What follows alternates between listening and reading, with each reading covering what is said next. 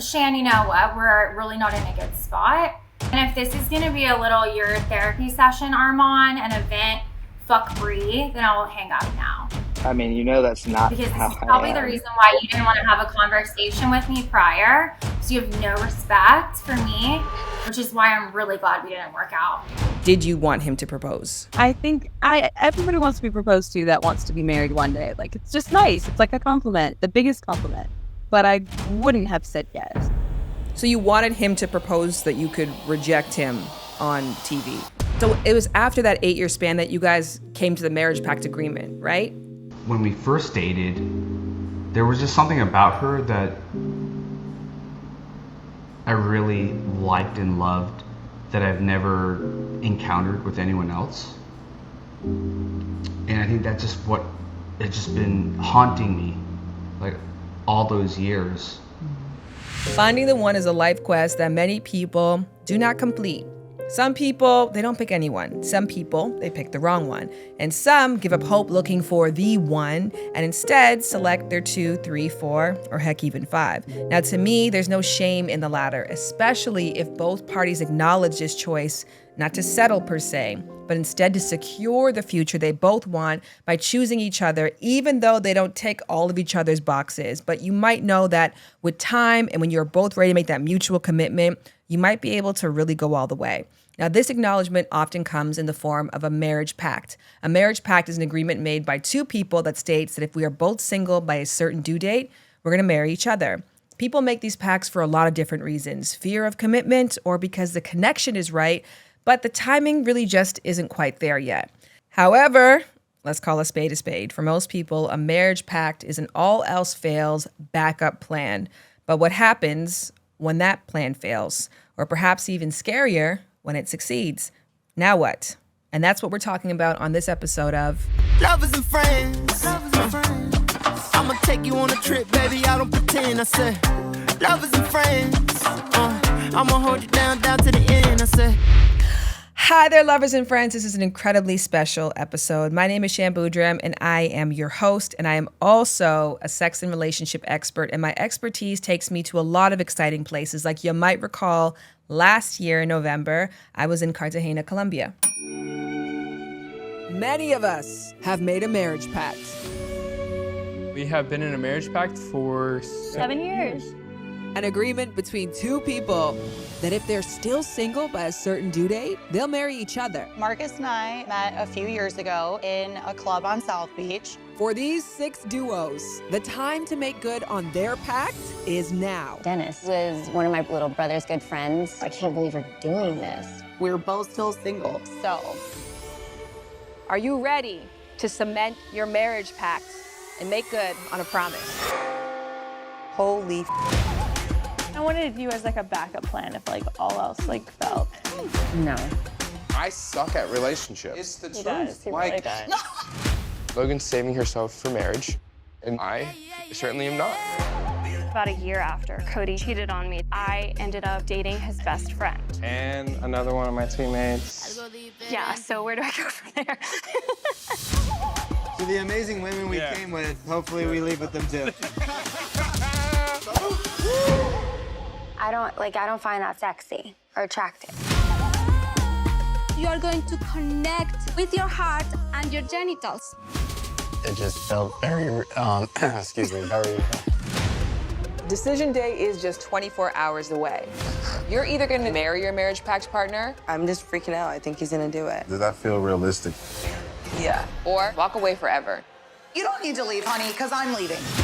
I don't need to tell you how much I'm worth right now. Yeah, I'm not ready to be married. You know I love you. Yeah.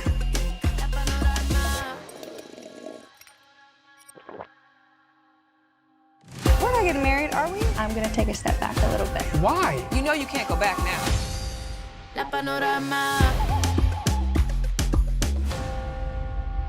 This is what happens when real people, real emotions, and real history get involved, and they are put to the test in a pressure cooker scenario. A lot of big bangs ensue, and if you watch the show, you know some of those bangs were fireworks at a wedding day, and some of them were explosive blowouts, which the relationships never remain the same. So the Marriage Pact is a show that I got to host in Cartagena, Colombia.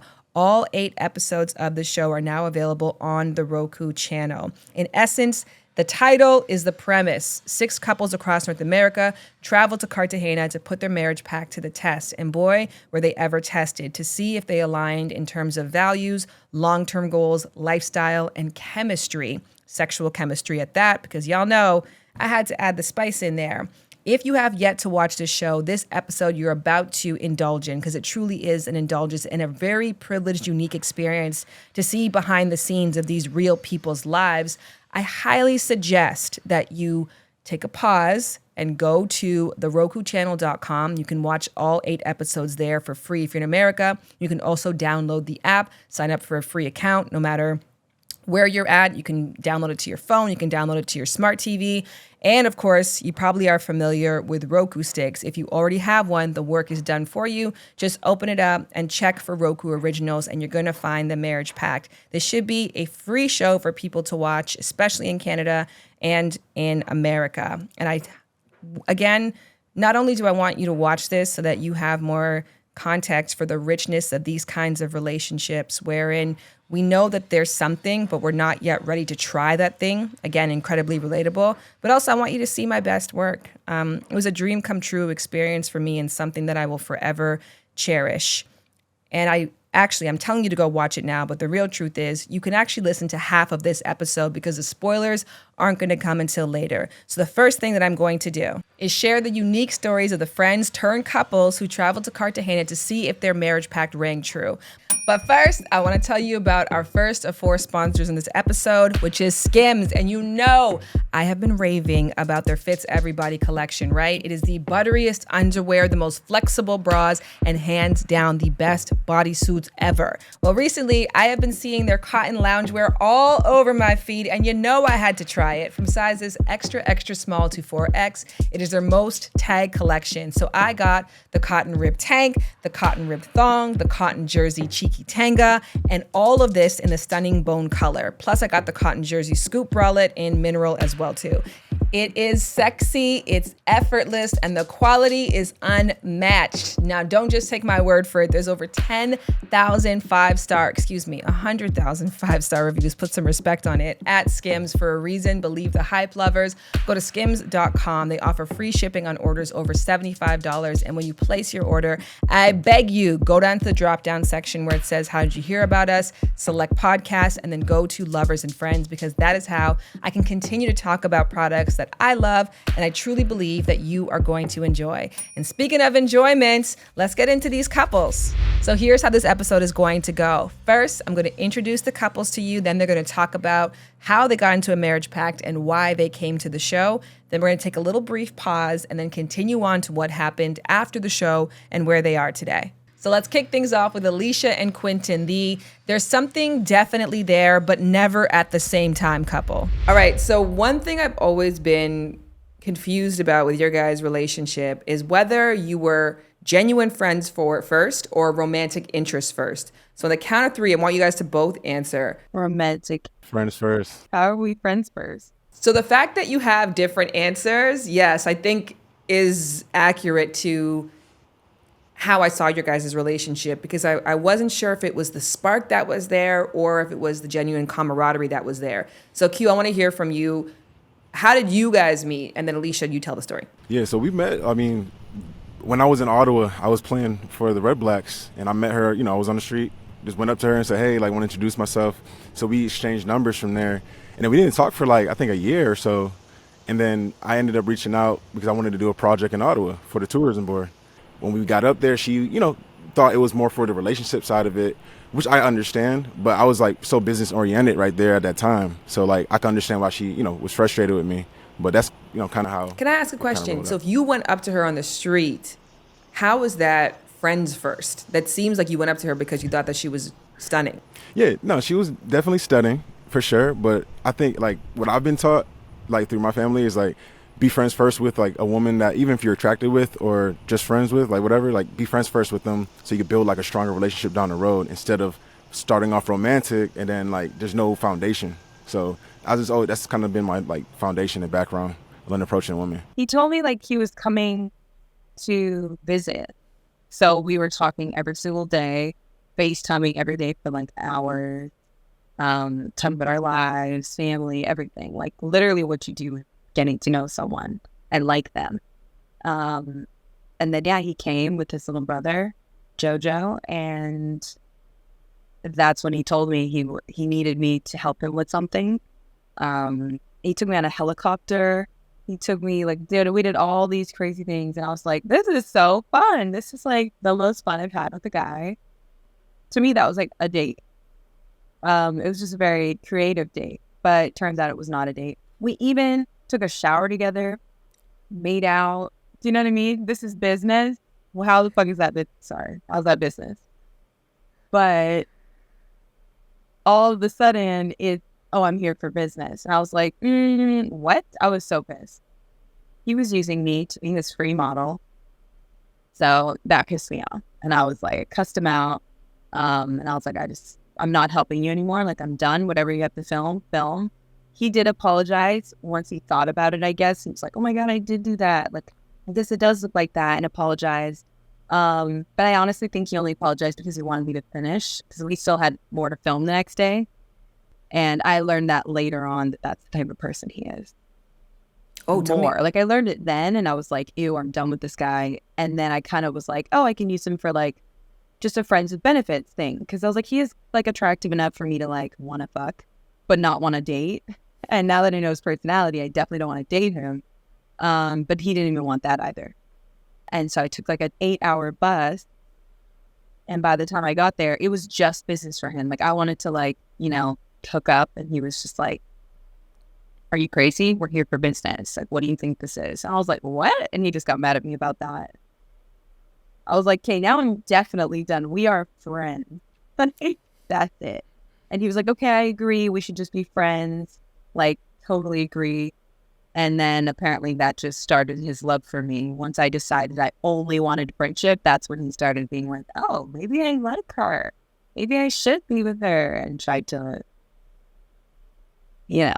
So I can understand, like, everything has led up to, like, from the first time I met you up to the point, like, we've been weird in a sense of, like, we've been friends, but, like, it's been so awkward in a way. And I could take full responsibility for, like, my actions on, like, I was, younger, making some dumb decisions and thought, like, it was the right decision. But for some things, too, like, take accountability on your end, too, for some things that occurred. Like, there were definitely like not 100% on my side, but we got to look at it from both sides. Like, it takes two to play. It feels like at some points you guys have incredible chemistry and good flow and good banter, and other times you don't. Is that about accurate? Yeah. The issue is that he is extremely business oriented, which is a great thing to be, but he forgets to maintain relationships because he's trying so hard to build his empire, which is something to be proud of and to admire. The thing that kept me his friend, because I would see that he was like that, and I loved that about him. And it pushed me to be like, okay, what else do I want in life? And I really like that. I like people like that around me. I had no idea what I was to you. So it was just too confusing. And I don't think you even knew what I was to you. I'd love to get to the marriage pact moment, or the moment where the two of you are like, for some reason, now isn't the time, but maybe in the future. What brought you to make that decision? You can go first. While we were at the Airbnb, and at my Airbnb in Atlanta, Georgia. So when we were down there, we were just like sitting watching TV, and we were watching All American. So when we were watching it, we saw that some of the characters had a kind of like a pact thing type of thing going. So we ended up saying, like, you know what, I think we should do the same thing. Like, if we don't meet someone within a certain amount of time, like, we should make this pact. And definitely wanted to go down and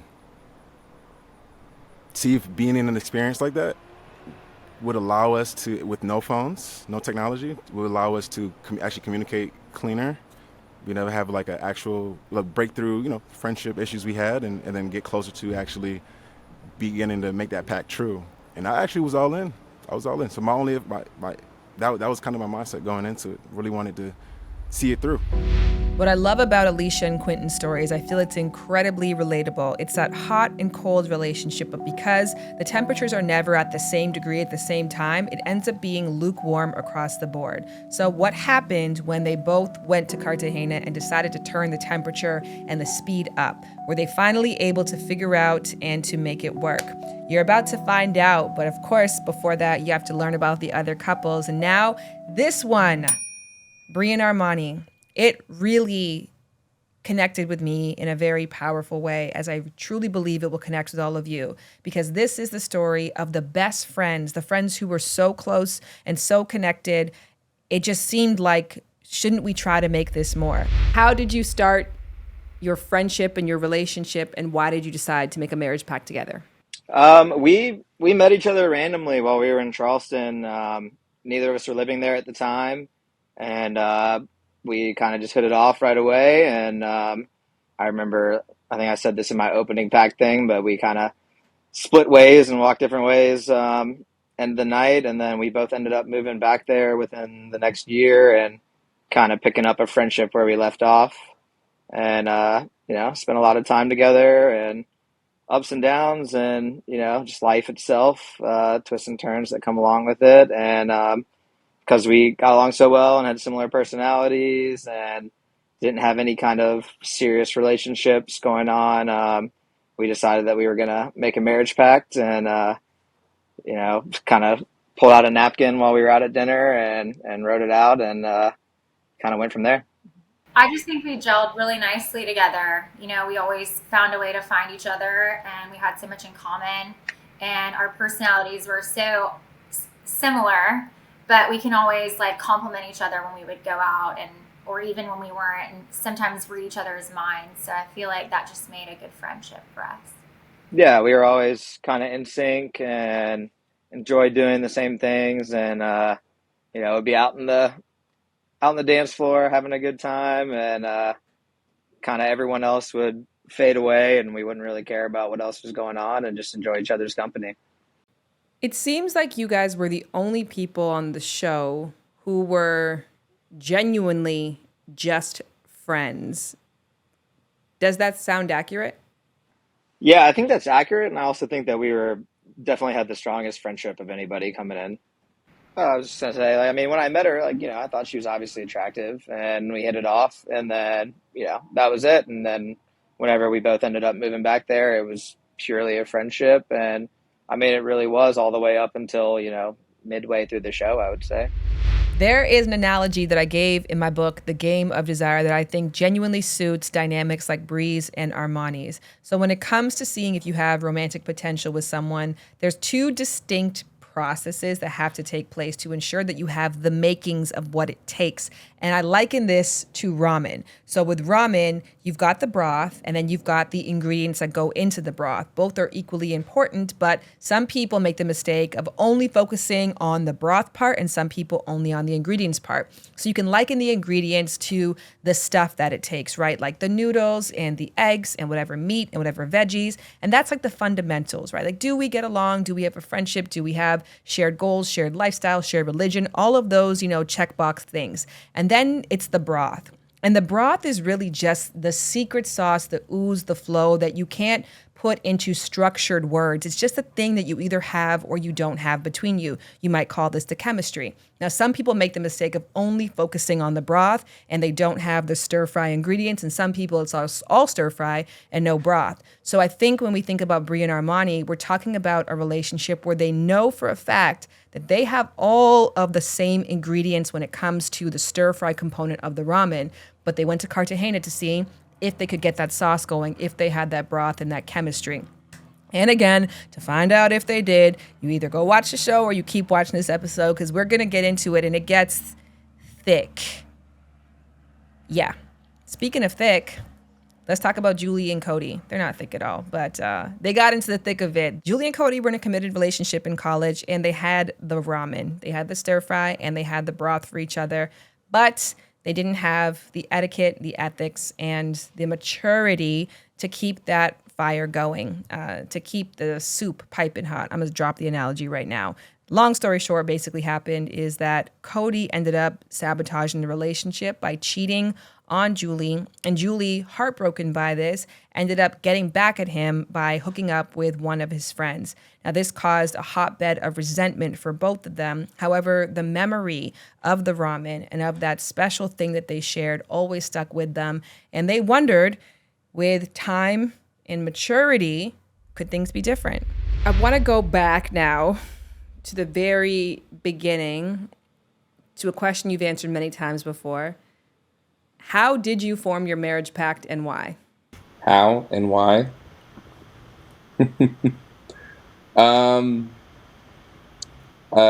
Drunkenly at our favorite bar that we all went to even after we broke up. And Julie 100% went there on purpose so that I would see her. Yeah, no, I did. I was savage back then. But yeah, no, we went to our favorite bar, and I was definitely intoxicated, and I think Cody was too, but I was doing it because I didn't want to let go of him. And that was my way of not letting go, was like, hey, by the time we're 30, if we're both not married, let's try it. And we did. Yes, you did. Your first relationship that you guys had that ended with cheating, tell me about what you remember from that was worth leaving hope alive for. Whew, that's a great question. I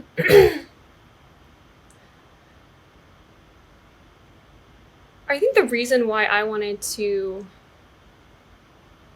try again with Cody, even after he cheated, was because I was so in love with him. And I'm someone, like, I forgive easily, as much as I didn't forgive him fully for what he did. I was willing to look past his mistakes for our love. And I think that's why, after everything that he did to me, I wanted to keep trying. And, for me at least, I can't speak for Cody, but there was just something between us that, I have never had before. And he was my first love. He was the one person that I just thought of in the back of my head, no matter what, at the end of the day. And so I just really couldn't let him go. Even though I was young and stupid, it stuck in the back of my head of, hey, this girl really challenged you. This girl really loved you. This girl made you laugh. This girl was a lot of fun. Your family enjoyed having her around and everything like that. And so all those factors, like, okay, yeah, we're going to lock Julie up in a little box here. And, kind of like the Christmas decorations, bring them down when you're ready. Anyone who can relate to Julie and Cody's story, exes where the ramen was there, but the timing just wasn't. You need to see how the story panned out. I think it's so incredibly powerful and provided so much food for thought. I know I said I would drop the ramen analogy, but I like it, so I'm going to keep it going. We're also going to keep going and talk about the other guests. But while we're on the topic of food, calling all home chefs. Tired of spending time at the grocery store, unsure of what to cook for dinner? Say hello to HelloFresh, America's #1 meal kit. With HelloFresh, you get farm fresh, pre-proportioned ingredients and delightful seasonal recipes delivered right to your door. No more trips to the store, just fun, easy, and affordable cooking. In just 40 minutes, you could be enjoying my personal current fave, the sweet corn and green pepper chowder. And with quick and easy dinner options, plus breakfast and lunches, you'll never be stuck for a meal idea, and some take less than 15 minutes to whip up. Now, if you're worried about your cooking skills, don't be. I used to be, and in some ways still kind of am terrified of cooking, but HelloFresh has made it a breeze with minimal cleanup. It is 25% cheaper than takeout and less expensive than grocery shopping. Green Chef and Every Plate are also now part of the HelloFresh family, so there is something tasty for everyone at all price points. And here's something extra delicious. Right now, my listeners can enjoy both brands at big discounts. Go to HelloFresh.com/50lovers and use code 50lovers for an amazing 50% off plus free shipping. That's HelloFresh.com/50lovers and use code 50lovers for half off plus free shipping. Get cooking good looking with HelloFresh today and make home cooked meals easy, fun, and delicious for everyone. Okay, let's keep the introductions rolling with the life keeps getting in the way couple, Marianne and Dennis. When did it transition from, okay, like the nerdy young guy who had a crush on the hot older girl to two adults who genuinely were like, we can meet eye to eye and we have something cool here? For me, it was when I was going through a hard time and I was losing my mom. He reached out, and I was losing my mom and I was going through a breakup too. So he was there, and I looked at him a little different, just a little bit, because he was still younger and I was, about to be a single mom. But just how he just showed up. And at the same time, so we started dating at that time for about 6 months, and I think her son was about three years old. And then I'm young and dumb, and I didn't know what to do with my life or that commitment to be a stepdad or. And I recognized that. That's why I left the way I did. I did. Yeah. I will own up to that. I ghosted him. I didn't know any other way. Hard ghost. Not a soft ghost, a hard ghost. No reply, no nothing. But it's fine. And then it took me, 8 years to, I guess, forgive her. And then I reached out. So it was after that 8-year span that you guys came to the Marriage Pact agreement, right? Mm-hmm. Yeah, we were playing pool, and we were talking, and then, I don't know, was it you or me that said, I think it was you. You were like, we might as well get married. We keep running into each other. And I didn't think much of it. When we first dated, there was just something about her that I really liked and loved that I've never encountered with anyone else. And I think that's just it's just been haunting me, like, all those years.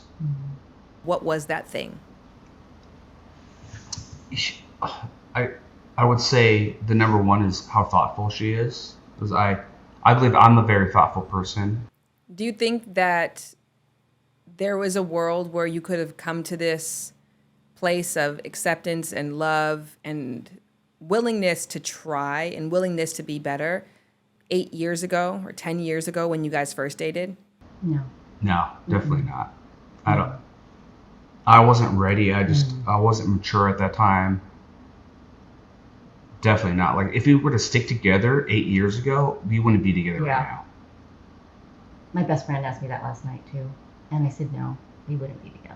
Yeah. I think a lot of growth had to happen before we got here, and then doing the Marriage Pact, that 21 days, we learned a lot. There's an old adage that time heals all, and for the story of Marianne and Dennis, they truly put this to the test. They're similar to Julie and Cody, except they have the benefit of age on their side, knowing more of what they want and what matters in life. And they also had the benefit of not having such a traumatic breakup to begin with. Although it did end with ghosting, they both understood why it happened, and they both had grace for why they couldn't be together at that time. But again, the curiosity of if the time is different, if things could be different, is what led them to Cartagena. And we're about to find out what happened to our couples. And there's one more that I have to introduce you to. And I say one because we don't have all 6 in the show. When you watch it, you might be able to guess why one of the couples decided not to take part in this podcast, which is okay. But you know who did decide to show up is Grace. And Grace and Marcus represent the sweet, sweet fantasy couple.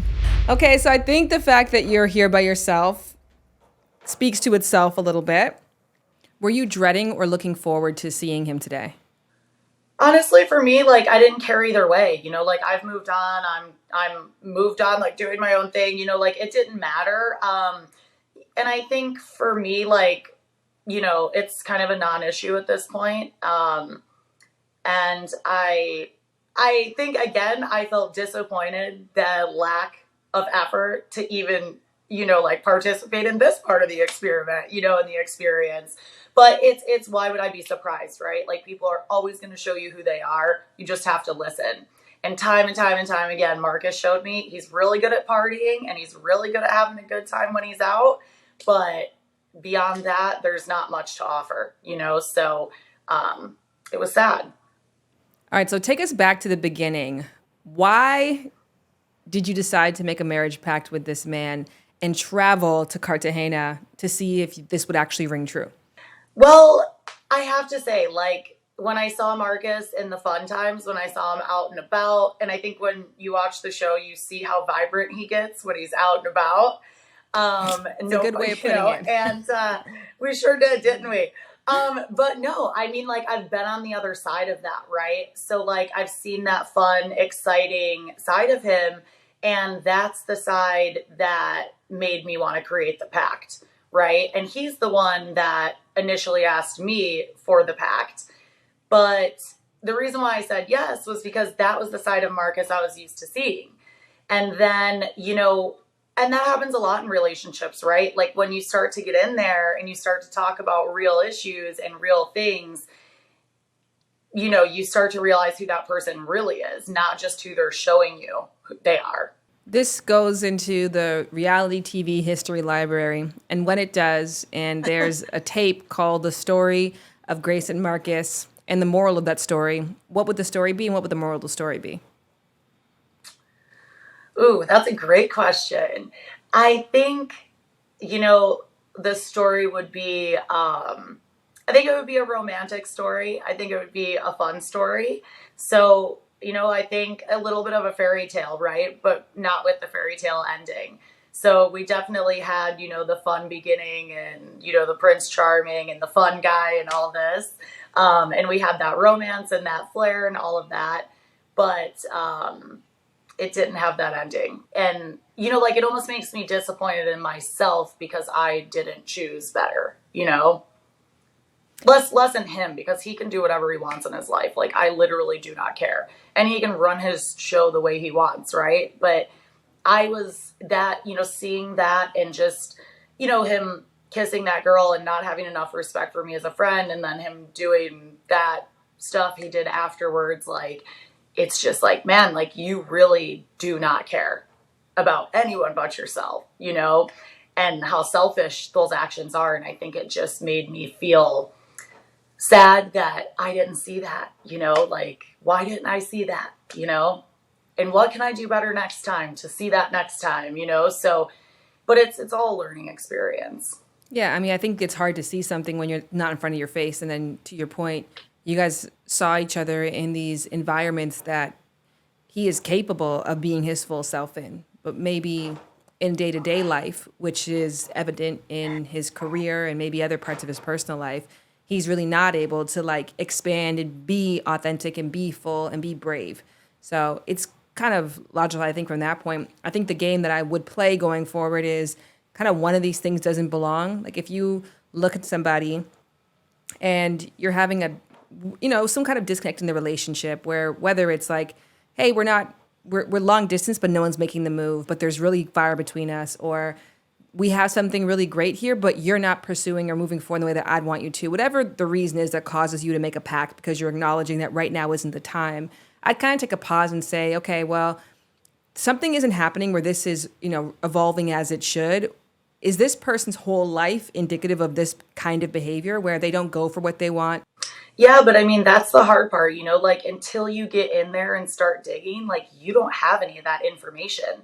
Like, he always presented himself to have money, have all this money to go out and party and do all this fancy stuff and whatever, and I'm not the type of person that's going to go Google him and try to figure, like, it's just not who I am, like, I want to have a romantic, emotional experience with somebody and get to know them for who they are, not, piecemeal my own story together with what I can find out about them, so I think that's what's so hard about that, right? Is that he presented himself so differently than who he truly was. And like I said, even with the finance thing, like the finance challenge was great because as we got going and we started talking about finance, and I'm like, wait a minute, like, what do you mean you don't have savings? You don't have this, you don't have that. Like, you drive a nice car, you're always out partying, like you're always spending money partying. So it's like, what's real here? Like, you're showing me, it's like a smoke and mirrors thing. He puts on this display of who he wants people to believe he is, and ultimately that's just not who he is. So do I sit here and be disappointed in myself or mad at myself for not seeing it? I was disappointed and mad at myself for not seeing it. But now, I look back at the experience and I'm just proud of myself for being true to who I am, for going through the process, even though it was difficult, and showing myself, that I could do it, even though I was there truly alone. Lovers and friends, we have now entered into dangerous territory. Severe spoilers are ahead. If you have yet to watch The Marriage Pact and you have gotten by watching these recaps, you've done well so far, but it's going to get really rocky for you and so much less impactful if you don't see what happened and see their faces and hear more of their stories. Really understanding why they are where they are today is just not going to hit the same. So please do yourself a favor. This episode is long for a reason. Stop. Take a break. Go to your smart TV or go to your phone or go to your computer browser right now. Download the Roku app or go to the RokuChannel.com and watch all 8 episodes. At bare minimum, episode 4 had me on the floor screaming for people to talk to about it with. I watched these episodes before they came out, and that one in general, I was like, there was just so much going on in that episode. So watch that episode at bare minimum, but try to watch all of them and meet me back here as we continue on to explore what happens when people put love on ice and when it melts in a beautiful tropical city with me at the helm of their experience. So you're going to go and watch that. And for those of you who have already watched The Marriage Pact, we're going to keep rolling ahead. So let's go. It's about to get intense. During these interviews, I didn't know what to do with my face at all times. So I'm going to get some water just to hydrate. You do the same.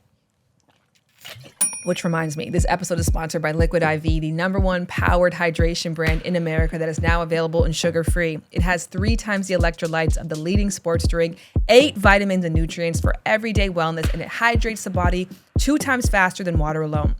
So I got Liquid IV sent to my parents' house in Canada, and my hard-to-impress dad is obsessed with this. So before this, he was trying to convince me to put salt in my water in order to help the body hydrate. Google it if you're not sure what I'm talking about. But he backed off when he understood that it's more effective and more enjoyable with flavors like white peach, green grape, and lemon lime. Like I said last time, if you are someone who loves drinking water, this may not be the product you need. But if, like me, you fill your water bottle up every single day faithfully, but you rarely finish it, meet yourself where you're truly at and try Liquid IV. It is real flavor, real hydration, and now sugar-free. Grab your Liquid IV Hydration Multiplier sugar-free in bulk nationwide at Costco or get 20% off when you go to liquidiv.com and use code LOVERS at checkout. That's 20% off anything you order when you go to liquidiv.com and use the promo code LOVERS. Cheers to you. And now, let's check in and talk to our couples. If you watch the show, you know that 2 got married and 4 ended their marriage pacts and subsequently their friendships. So, how did they really feel about their experience in Cartagena, and how do they feel today? Let's go back in the order we began and check in with our there's something definitely here, but never at the same time couple, Quentin and Alicia. It seems like you guys have the only if dynamic, wherein there's a lot of things that align with you. There's a lot of reasons you keep coming back to each other, but there's this only if factor. Only if you changed this or only if you weren't that, then this would work. And did you go there to see if, and give it a genuine shot to see if you could overcome that? Before we came on, we butted heads a little bit and we weren't like kind of communicating as much. And then when we got into it, like, I was like, I'm just gonna fully open up and like just learn her, like really come into this and like be straight up, like, okay, like is this the woman like that I can actually marry? And as we go throughout the whole experience, like, getting belittled throughout the experience, like honestly, like, oh, these condoms, like they're too big for you. I know she's joking, but I know she was joking, but like, It was funny, but it's just like little things like that, just belittling, like throughout the whole experience. Like I don't know if I want a woman that's gonna do that all the time. Like I know what Quentin needs. Quentin needs peace. He needs Quentin needs peace. My mindset was not to try. Seriously, it was just to like see the process, try it out, have fun, and I think I took it more seriously than people give me credit for, because I genuinely was like trying. I just wasn't interested. So my uninterestedness is showing because I'm uninterested, but that doesn't mean I wasn't putting the effort that I could put. I just didn't find us compatible. So I'm putting effort. I'm like giving an opportunity to someone that I don't find is compatible with me, and that I have all this trauma from, that yelled at me, that like rejected me multiple times. Like, this is not my person. But I'm also trying to, like, in a way, show him I'm not his person. And so I think that was a bit of a problem as well. Like, I felt like, okay, if anything, we're going to come out of here and he's finally going to stop thinking we're meant to be. And he's just going to love me for the friend that I am. And that was my goal. Because apparently in his head, I was already like perfect woman. I know I wasn't, but like he had this like fantasy that I was. And I think he realized on the show while going through the process that I was not his perfect woman. And that's all I wanted him to see. That was intention. So did you go to Cartagena to try to belittle and humiliate him, to make him fall out of love with you? I don't think that I did that intentionally. It may have happened, but I think that that's just how I am to people I don't like. Like, do you know what I mean? It's like it's like the guy on the street that stops and bothers you and he's like, smile for me. And you're just like, get away from me. That was my mood in a way, because he was a guy I didn't like. That also is my best friend in a way. And so mix that all together, I was a fucking monster. But like, I feel like that's how I am with people I don't like, people I don't want to date. You're definitely somebody that I didn't know on the show. Honestly. I feel like you definitely have seen me. I literally didn't know who you were. I definitely haven't seen that before. But like, we lived together, and I was a saint because I liked you. You were my friend. Why am I being a dick to my friend? I mean, and you're not. Yeah, we're not I had close my into a house, right? Yeah, you can't. You can't leave. He pissed me off. Like that. I was going out with my friends. I would just go have a drink. But here I'm in this enclosed space. Every night I have to go to bed with him. And we were never going to thrive because we were not meant to be. It was not supposed to be. We weren't. And I told him that for like 2 years. And he still brought me on the damn show trying to convince me that we should date. The thing that I am confused and continue to be confused about is the fact that this man would bring me to a show where the end goal is for us to be in a relationship. He's saying he's all in. Just said it. His whole family said he's all in. His dad had a whole scene that was cut about how he wants to have our wedding and he's so excited and all these things. But yet he wasn't, like, at the same time when I say that he had this fantasy of me being his perfect woman and marrying me, that's fabricated. I'm lying. I'm exaggerating. Now I think we're on the same page. But our friendship ended because we're on the same page, as funny as that is. Got on the same page of like, I don't like you, you don't like me, and then we stopped being friends. So I'm like, oh, okay, there was no friendship. The friendship was that you wanted something from me romantically, and you thought you can maybe get it by being my friend. Like he said in the beginning, he thinks friendship is how you get what you want in a relationship. It's how you build the foundation for a good relationship. And that was a long-term goal, I guess. And maybe you know it or don't know it, I don't know, but you had other intentions of being my friend. I ripped that pact and was done. Yeah, it was kind of both of us just like kind of separating. Oh, was it? So were you not texting me Bible verses for 3 weeks after, trying to get my attention, and sending me a book in the mail, and I was not responding, and I told you, stop messaging me, please leave me alone. I do not want you in my life anymore. Okay, so let me see the fabrication, see what he just did there? I've just learned that I need peace as a friend. I need peace in a relationship.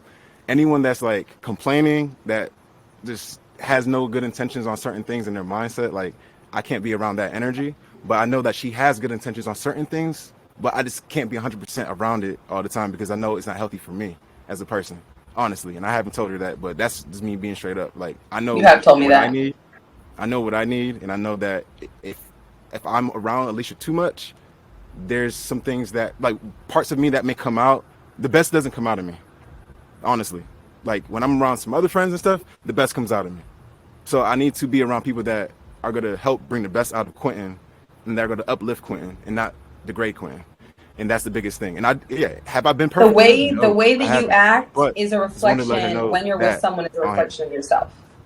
Alicia, I think what you said is very true. You were very consistent throughout. And I saw Quentin also being very consistent, but I didn't see, what conversations were being had off camera. But my impression watching you guys is really reflective in what Alicia just said of, like, I went there to prove to this guy that I wasn't the person for him. So I went out of my way to do things to put him down and to be mean to him, as if he's a guy on the street who's bothering me, so he would leave me alone. So when I was watching you guys, I was like, why is Quentin pursuing this relationship that does not appear to be reciprocal or mutual at all?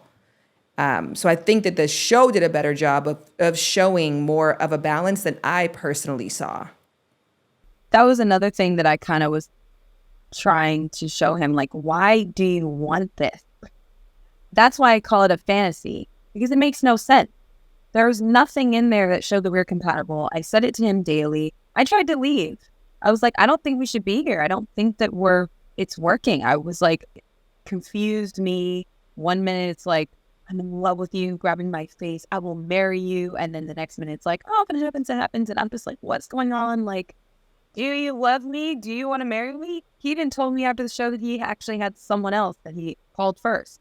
So it's I did. I'm being 100% honest on that. Like, I wouldn't lie to you on that. Like, I did. I had I somebody believe else you. I believe you. That's the problem. That honestly, you didn't even really want to pursue anything with me. But you're there telling. We had an actual pact though that we created, and other person didn't like want to do it, and I connected with you, and I was like, hey, like, do you want to do this thing?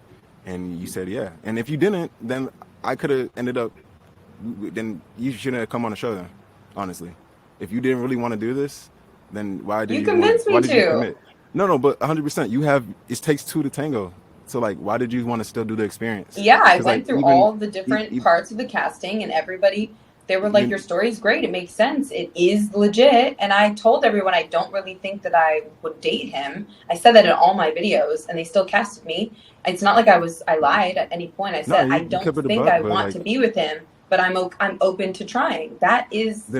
Then why? My thing is just this though. Like, you say that, but like, why? How come like that? All the 2021 and stuff, like, there were like little spurts here and there, like, of you actually like kind of liking me a little bit, like, honestly. I had a crush. Like, you were like seducing me every day. But I'm just wondering like why we had that, and that's kind of that. Literally, that's why I was like, okay, but this can actually work because we're actually.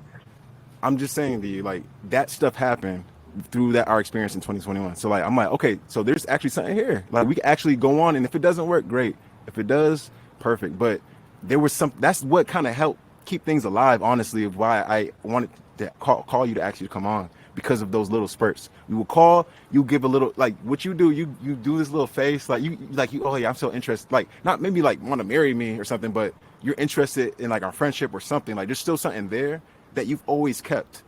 Every time I call you, every time we would like FaceTime and stuff, and during that time, 2021, or being in person, there was some energy you gave. So because I love you, I just don't want to marry you. And okay.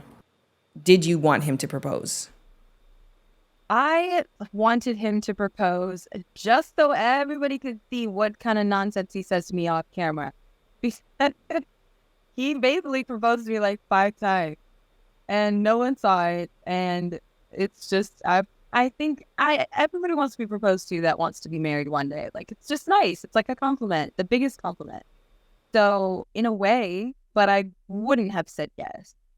I wanted him. So you wanted him to propose to him so that you could reject him on. And no, I was going to reject him regardless. I think I wanted him to propose on one part of me just because it's nice. it's a compliment. It's like, that's just such a great, fun thing. However, I wanted him to not propose because I wanted him to just be true to himself and really choose himself. Like, it was like almost, it was unattractive to me that he got down on one knee. I told him no, and then he still got down on one knee and gave me this whole speech about how much he loved me, which they didn't show. Would have been nice. And half proposed because he was like, I wanted to propose so bad. I'm still gonna like partially propose as much as I possibly can. And I'm just there like, dude, I just told you don't even want to be friends anymore. And you still are getting down on one knee. This is ridiculous. This is insane. I had to sit with this interview for a while to really process it and come out with a measured perspective here. I had very strong feelings about Alicia and Quentin as individuals while we were in Cartagena. I got a renewed perspective after watching the show and seeing more of their dynamic play out. And then after this experience, it was interesting. I don't want to glaze over the fact that it is not okay to humiliate people. That is one of the things that at this point in my life is at the forefront of every interaction that I have. No matter how frustrated I am, no matter how I feel someone has done me wrong or how deserving I think they may or may not be of a darker side of me, I never, ever want to humiliate anyone. And that should be a bare minimum mode of operations for everybody on the planet. And Alicia really fell shy of that goal. And it was very difficult to watch, very unsettling to experience. And it was affirming for me to hear her talk about how uncomfortable she was and how that brought out the worst in her in Cartagena. Because as somebody who spent a fair amount of time with them, I'd often look over at Alicia and be unsure if she was dissatisfied with Quentin, with me, with the house guests, with all of the above, with life. Just because it's difficult to be inside someone's mind. And when you're just reading disgust off of them, it can really impact the energy of everybody. Hearing more of her story definitely gave me perspective. But again, not to gloss over the headline here that it's inexcusable in my books to even allow yourself to be brought to that level. And if you watch the show, you might have more of an insight on what I'm talking about in terms of the humiliation component. But I will say, I can definitely empathize with her frustrations because I think what Quentin was doing was such a immense level of projection or storytelling where he decided how him and Alicia's story was going to end, or he decided how he wanted to be depicted on reality TV and sucked that decision regardless of what was happening in real time in real life. And I can empathize from both degrees. I think we've all been in that position before where we had feelings for somebody and they didn't reciprocate and they come back around. And there is a little bit of resentment that comes with that because it's like, well, I finally got over you and now you want to try. And then sometimes we can actually feel resentful because it's the version of ourselves that is not trying as hard or maybe that isn't as nice that someone is drawn to. So perhaps when they first linked up, she was providing what she talked about, the sweeter side of herself, and he was disinterested. And then when she became more cold, more evasive, more platonic and friendly, that's when all of a sudden these feelings spark up. This causes confusion, but also, again, it can cause resentment for the person because it's like, damn, not only could you not feel it when I felt it, but you feel for me when I don't even relate to the person that I'm behaving and becoming. That might actually cause a downward spiral where you lean even more into that villain character to say, okay, this is what you like and this is what you're going to get.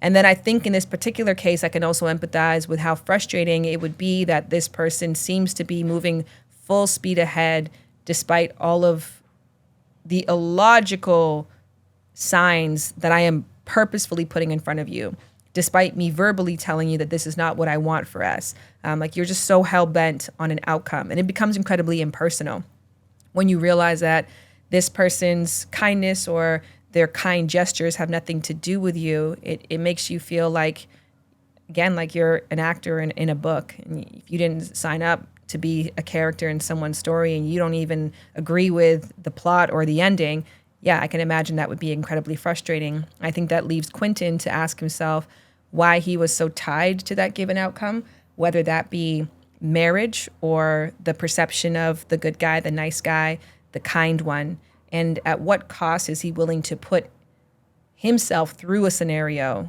to get to that end outcome? And was it worth it in the end? Anyways, I could really go on and on about this dynamic, and I hope that the two of them do go on to continue to explore why they behaved in the ways that they did, because the math just didn't math.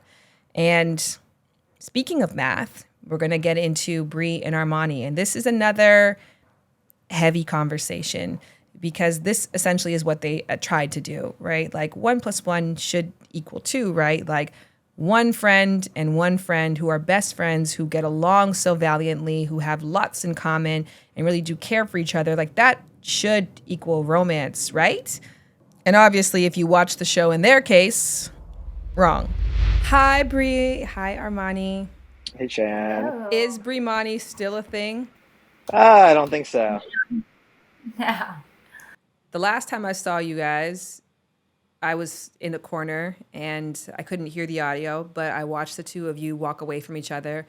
And I also watched you, Armani, stop and look back at Bree. And Bree, I didn't see you stop and look back in return. And what happened after that? So I mean, we, our friendship was closer than ever coming out of that. We came back to our normal lives. It was right around Thanksgiving, and we ended up getting together that weekend.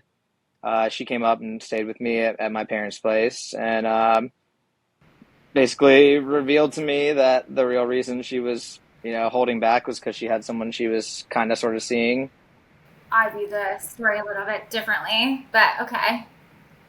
Tell us your side. Yeah. So I just think that, I revealed that to him and you giggled actually, and you said, sounds like you've got a fun choice to make, and it's an easy one is what you said. And then we went on and some other things happened. And then you came into a town in Charleston unannounced. And then, you knew that those things were going on. You knew I had family stuff going on. And you kind of just assumed that, we were just going to pick up and go back and the show is the show. But real life starts now. And I had already revealed to you that I had other things going on, and my head was scrambled eggs. I didn't know which way to turn. And then ultimately we had a nice conversation after that, and you said, okay, like we ended amicably, and then it turned pretty volatile, or like I would say, not so nice after that. So I don't want to bury the lead here. So Bree, you were in Cartagena with Armani to see if there was something there, but you had a committed partnership at home? No, I was not in a committed relationship. I had been seeing someone. So I had been dating someone right before I came. We came on the show as friends, and we made a pact, and we said, we're going to give this a go. I don't have contact on my phone. We don't have access to it. I gave it a go. I gave it everything I had, and I was as genuine as possible. And there's one person I can't lie to, and that's Armand. I don't lie to you. I tend to disagree in terms of being honest and not lying. Coming back, and we had that conversation that I mentioned, and after that, we were talking and regularly, and things were good, and she asked me to come down to Charleston, but she had her friend Whitney that was staying on the show with her there, so I wasn't able to stay there, so I ended up booking a hotel room, and when we did end up meeting up that next day, she pulled me aside and asked me where my head was at, and I told her that's what my thinking was, and she said no. Like, I've had no communication with him. He hit me up once. I shut it down, and I just point blank asked, you needed some assurances when we were on the show, because you weren't sure if I was being genuine or not, and I need some assurances now. Like, do you want to be with me? And that got answered with a quick yes. Next thing I know, you're telling people that we're boyfriend and girlfriend. Which I was fine with. That just wasn't really how the conversation went. And then that's when we, ended up going home together and sleeping together. Shan, you know what? We're really not in a good spot.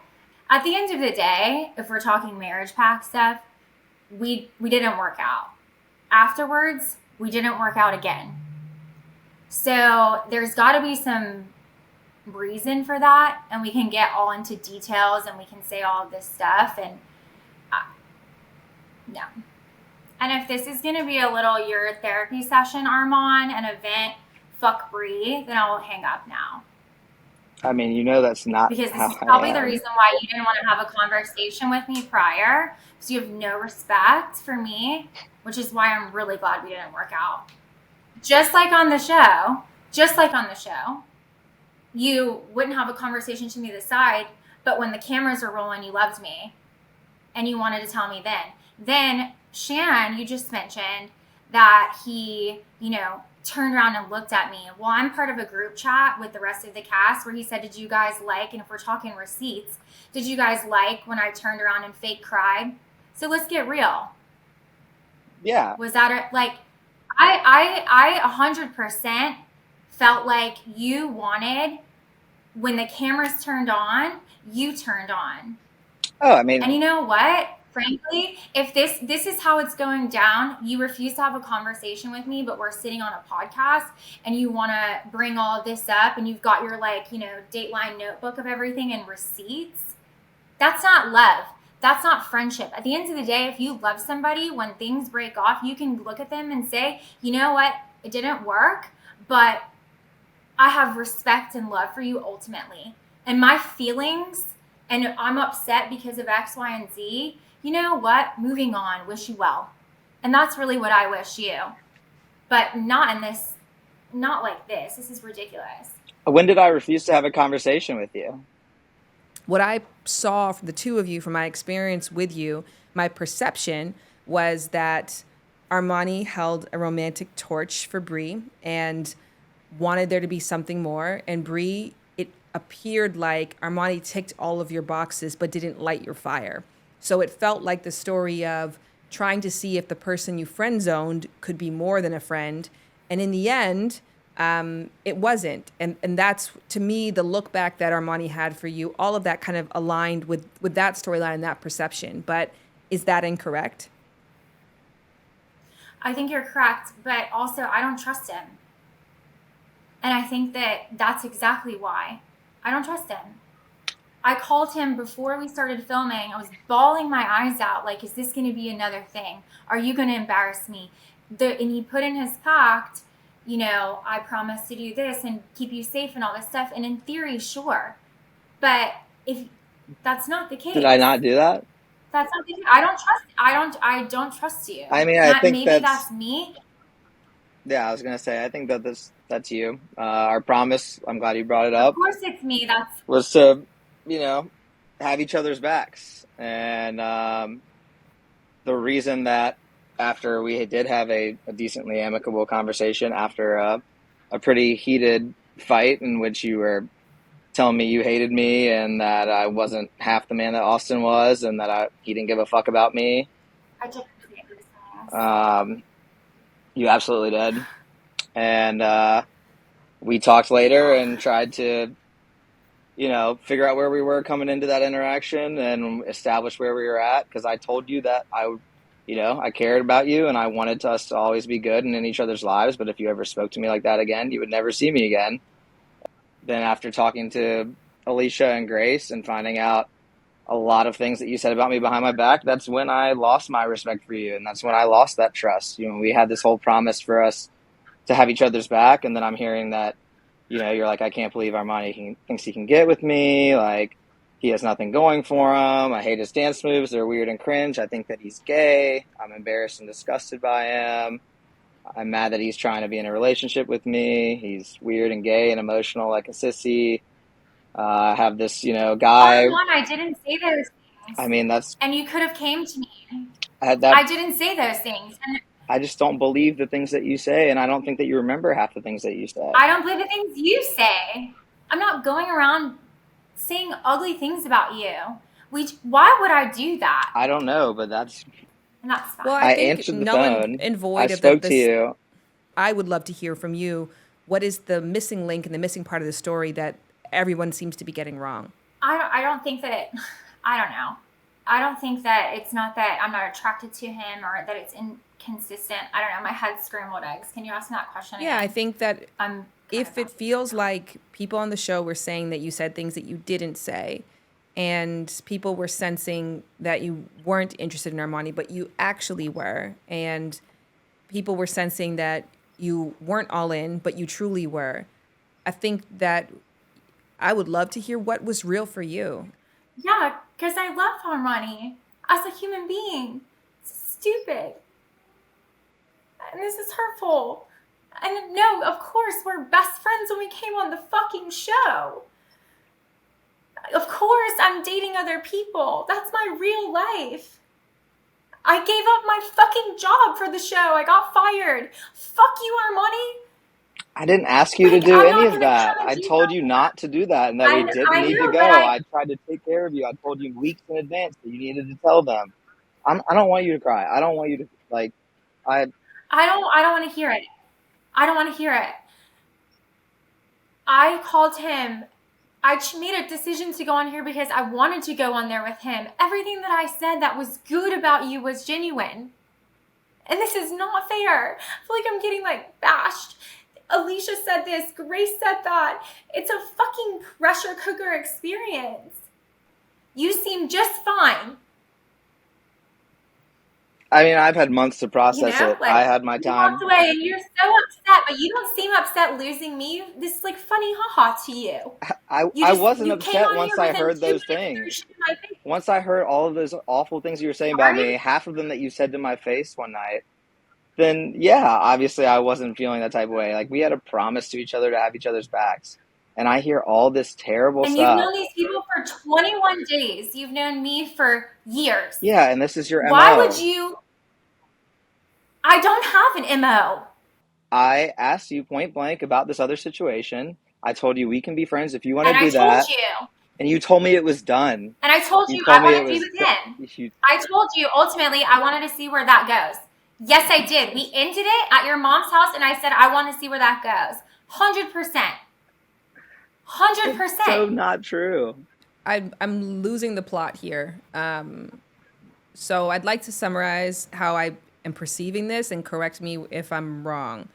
That you guys were friends and you had a semblance of a connection that seemed like it never really had the right time to flourish. This opportunity came up. I believe it came to you, Bree, to explore this. You asked Armani to come. But even though you guys went and you agreed to do it, you still had a separation in your mind between doing this and what real life was. And that this was something that you were doing and leaning into while still acknowledging that your real life was something that you were thinking of as distinct. And possibly the fact that you had this other life to figure out, your job and your love life, made it difficult to lean into this experience because you still had these two worlds at play.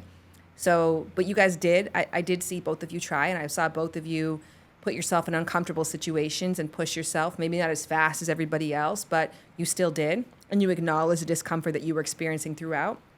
You were friends, and you did treat each other with, I think, respect and kindness. And at the end, to me, what I saw was people who realized we don't have that thing. We get along, and that was fine, but we don't have that. And Armani, you didn't get down and propose because you knew that that wasn't there. And Bree, you didn't look back because you knew that there was nothing for you to look to. But even after that, for some reason, you decided to try to be lovers again or try to continue that. And that's when things blew up. The chemistry wasn't there. Your mom spotted it, and she said it, and she's usually spot on. And I wish that there could have been more like an amicable progression, but there wasn't. But I will uphold what I'm saying, that I was 100%, to my knowledge, honest and upfront with you. For me, the disconnect was that you were not upfront and telling me everything. And this is just like, I debated even coming on here today. because you know what? Like, this is what's going to happen. And the reason why I was excited to do this show, and I really enjoyed the show, and I think we talked about this off camera for a second, is just that it was real. So I'm just wondering if for you guys, it could just be that simple, where you are great friends and you do adore each other, but Bree, you don't have that thing for Armani for a number of reasons that he can't control, because he's an amazing guy and super funny and a good dancer. And I love that boldness. I love that charisma. And I wouldn't even say instead of being honest, because sometimes it's hard even to admit that to yourself, because when what's logical and how you feel are just not aligned, you may want to just keep trying for trying's sake. But it kept bringing you back to that same conclusion that maybe if you were honest with at the time that you wrote that marriage pact, it wouldn't have gotten to that place. Yeah, I mean, I think that what you described, Shan, is extremely accurate, and it's that simple, and that's what it was on Bree's side. And just the way that it came about was, I think, really unfair to me. It hurt me a ton. Can you admit to participating in continuing to invest in something that, from the outside looking in, obviously wasn't going where you hoped?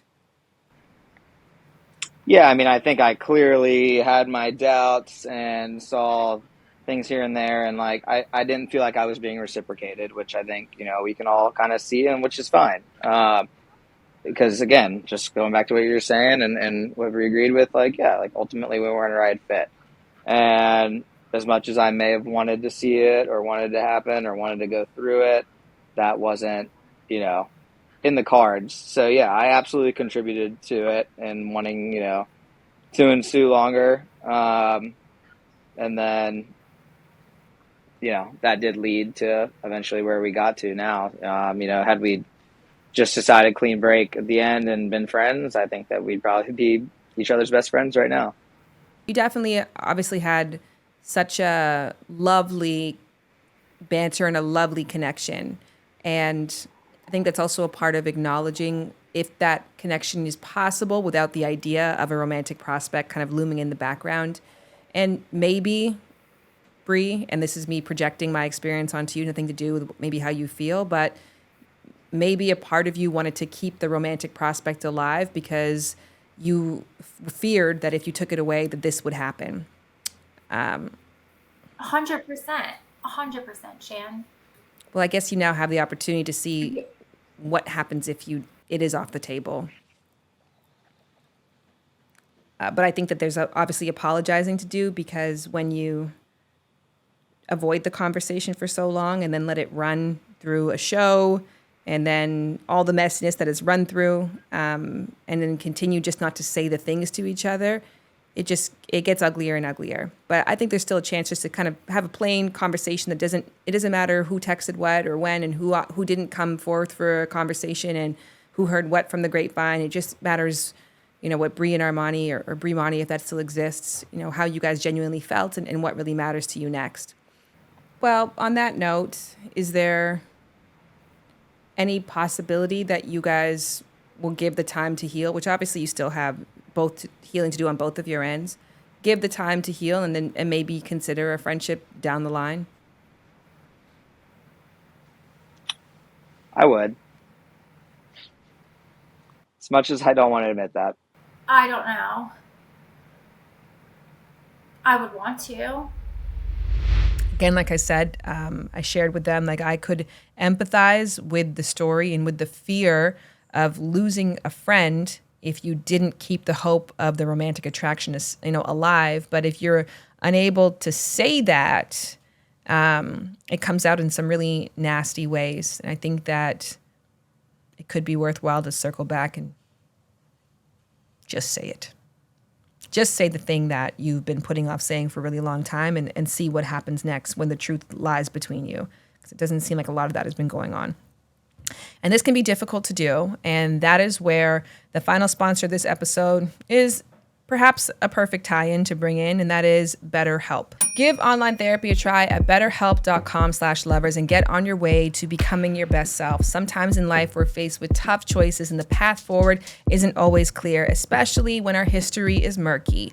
This is where therapy can come into play. Therapy can give you the tools to learn positive coping skills for your past, and it can show you how to set boundaries in your present. Now, as we all know, therapy is not a one-size-fits-all or for a certain kind of person. It is for everyone at different times, and that's why I liked BetterHelp. I used the service during my second pregnancy, and for me, it was the best option because I could take my therapy calls while I was watching my kid. I chose to do phone. You could choose to do video. You could choose to do text messages.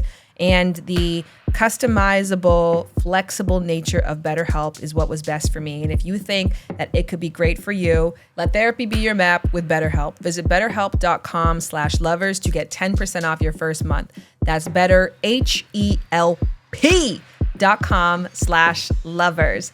Moving on and rolling things along nicely, we're going to go back to Julie and Cody, the exes who fucked a good thing up, to see if time could unveil a different story for them. I paused at veil because there was a wedding involved, but spoiler alert, sadly, that's not how their story ended.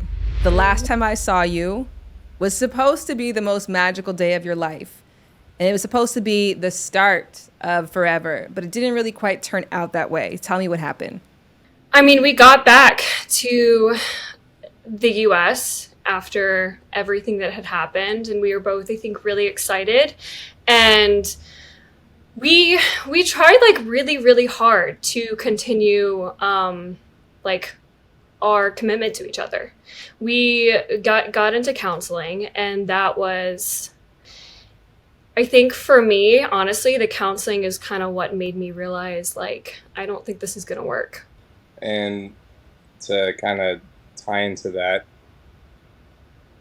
once I got back to the States, the real world kind of hit me like a brick wall. And there's a lot of stress happening in my life at that time. Julie was actually ready to move to Louisville, and she had so many good things going on in Charleston that I don't think Louisville's the best place for Julie, and I'm sure she can agree to that. And, you know, I realized I still needed to continue learning how to love myself to be able to love someone else, essentially.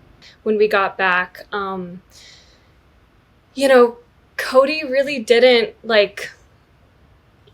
he didn't act like the same Cody that was on the show. He was somebody that was completely, you know, he was someone that I had known in the past, and I didn't think that person was going to come back, but it did. And it just really was so heartbreaking for me. And it was like this slow realization that this person, not that he was not in love with me anymore, but this person isn't loving me anymore the way that I deserve. And that was really hard to accept because, you know, everything that I experienced on the show, I was 100% myself. I was so head over heels for Cody, and I wanted so bad for us to work out. And so when we came back and it was like crumbling in front of me, that was really hard to accept. Grace asked me to ask you guys this question. She said that the hardest part about watching the show, obviously, was seeing Marcus's infidelity and having to watch that. But second to that was just watching your guys' story, because it was just so hard to watch people that she genuinely felt should be together and could be together. So she wanted to know, if the two of you moved to a desert island and there was nothing and no one else, do you think you could make it work? Yeah. I mean, I'll be honest. Yeah, I mean, you know, on the show, that's exactly what it was. I had no stress.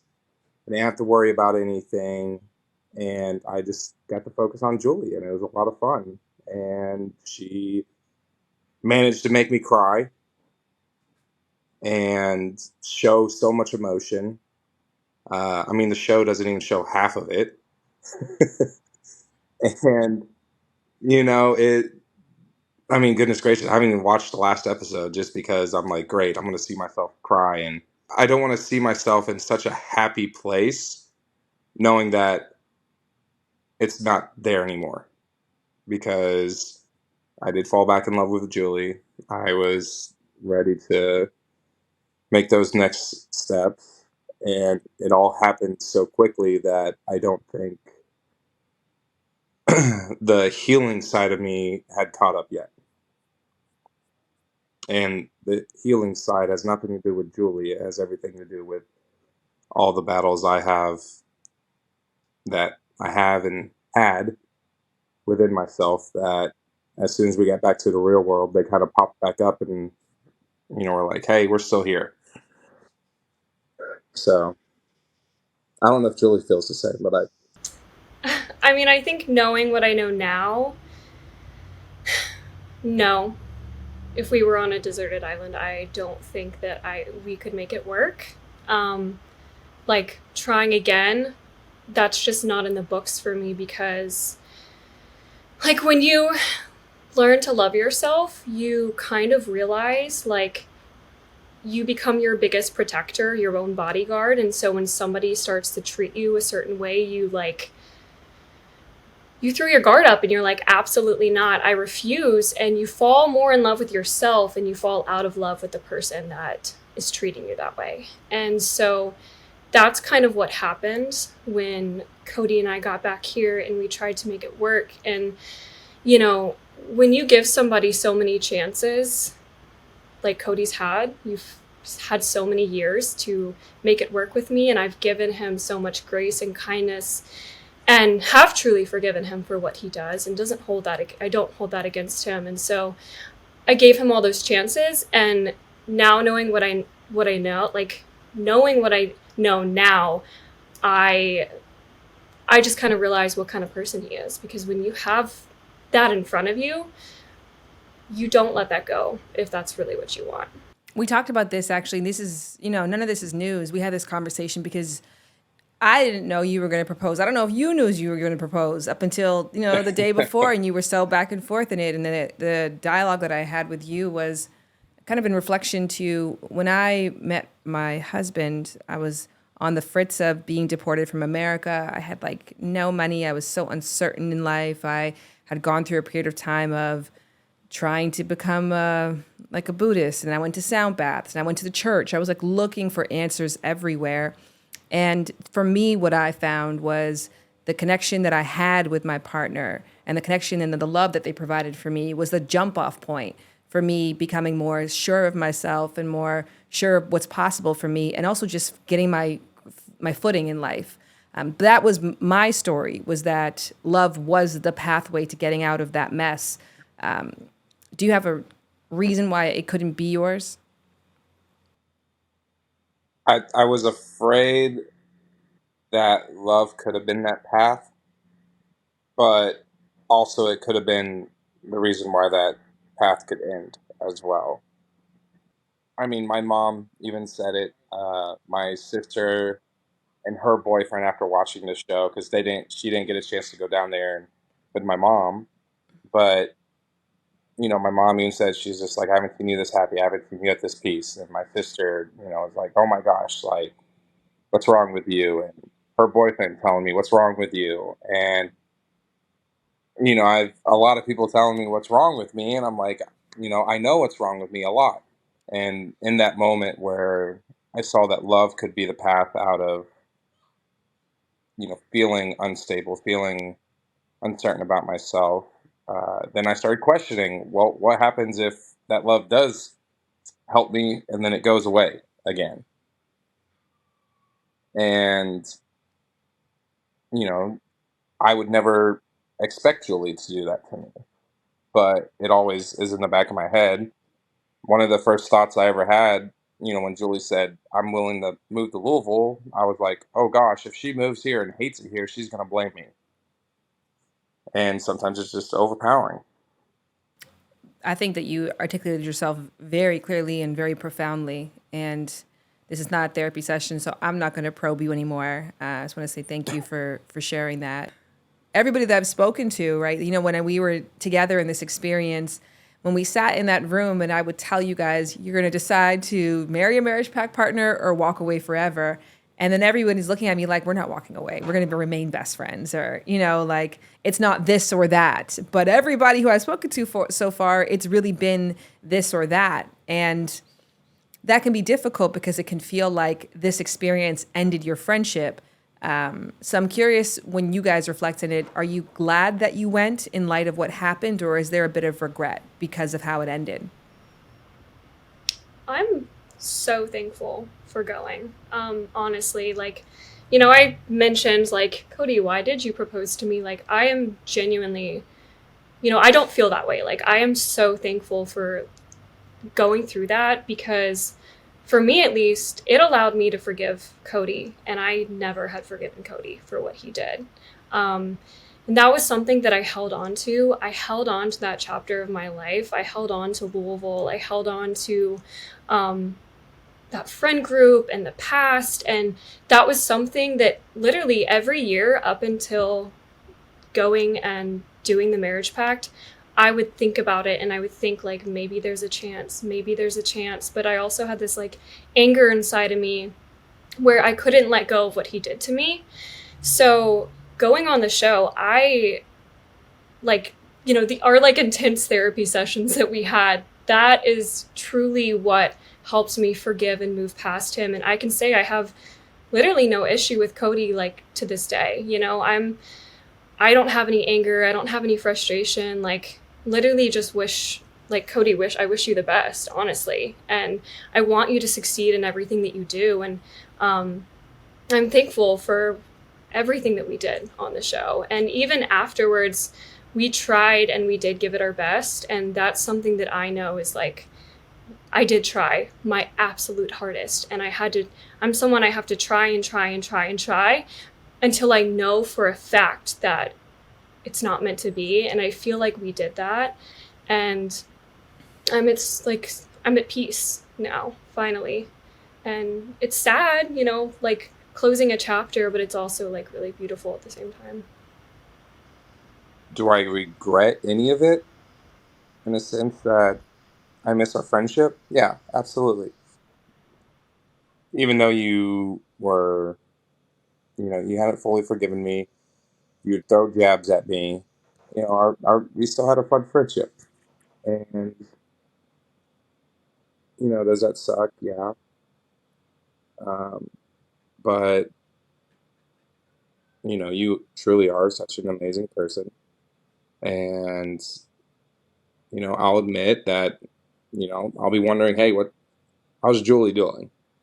And so, yeah, you know, I'm always going to check up on you to see how you're doing, whether that's through others or through social media. And I know you're going to continue to be successful. I feel like you're making me choke over my words right now. Goodness gracious. Julie, I got to admit, I've never seen you look hotter than you look right now. It is, your hair is perfect. Like everything is just divine. Thank you. Listen, that's what a little bit of self-love will do. So, like many of the castmates, I felt so connected, heartbroken, disappointed by Julie and Cody's story. And I think that is because it is incredibly relatable. And as I was saying to them in Cartagena, and then again in our conversation, in my personal experience, love opened the way for so much healing, and a good love allowed me to love myself more. But if I reflect on that more, I was already on the path to healing, and I knew that I wanted to come out on the other side. I knew what it looked like. I didn't know how to get there, and I had a partner who walked alongside me, but I had just that. I had a swim partner. I wasn't looking for a lifeguard. And I certainly wasn't fighting that lifeguard once they grabbed me by the hand. And I think that Julie has made the right choice. And I think that Cody has done the right thing in allowing her to make that choice and acknowledging that he needs a lot more time. And I caution him not to let time time isn't the answer either. Time isn't the lifeguard either, right? Like you actually have to learn how to swim. You actually have to want to do that for yourself. And you can't just hope that serendipitously it's all just going to come to fruition. And perhaps that's a mistake that they made, wherein that incident, I actually asked them, I don't know if I cut this part out, but I had asked them if they thought the same reason that they broke up to begin with was the same reason that they ultimately, didn't follow through with their commitment to marry each other. Legally, at least, they got married ceremoniously in Cartagena. And they said no to it. But the point that I was making is that it was the self-sabotage, like the unwillingness to meet the commitment where it was and to do things to purposefully stop the progress back in college, through cheating. And ultimately, his behavior towards her, his treatment, his coldness, the side of him that pushed Julie away this time around, it is still that self-sabotaging thread that goes in there. And perhaps in this time that they spent apart between college to now, yes, the days and the hours and the months have gone by, but Cody hasn't worked with it and hasn't found things to help him work on himself through that time. I was back in Toronto, Canada this summer, and there's a bittersweetness that happens when you have exes who you really held the torch for and you could have gone all the way for, and you bump into them and they still didn't figure it out. And I don't want anyone to be that person. I certainly don't want Cody. I don't worry about Julie, as I don't think Julie worries about herself. So yeah, that's just my final bit of cautionary advice there.